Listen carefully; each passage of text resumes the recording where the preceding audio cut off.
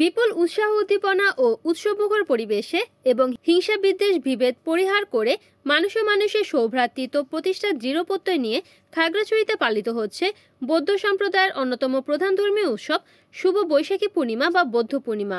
এতে খাগড়াছড়ি পার্বত্য জেলা পরিষদ চেয়ারম্যান জিরুনা ত্রিপুরা সহ অনেকে উপস্থিত ছিলেন।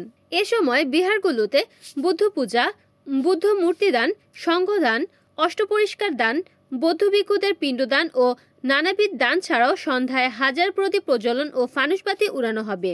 এছাড়াও শুভ বৌদ্ধ পূর্ণিমা উপলক্ষে খাগড়াছড়ি জেলার ৯ উপজেলার শতাধিক বৌদ্ধ বিহারে চলছে পঞ্চশীল গ্রহণ, মহাসংঘ দান, হাজার প্রদীপ দান, অষ্টপরিষ্কার দান, ভিক্ষুদের পিণ্ডদান, প্রদীপ প্রজ্বলন, ধর্মদেশনা, বিশ্বমঙ্গল কামনা করে সমবেত প্রার্থনা ও মঙ্গল শোভাযাত্রা। রিপোর্ট করেছেন খাগড়াছড়ির প্রতিনিধি বিপ্লব তালুকদার, NN TV।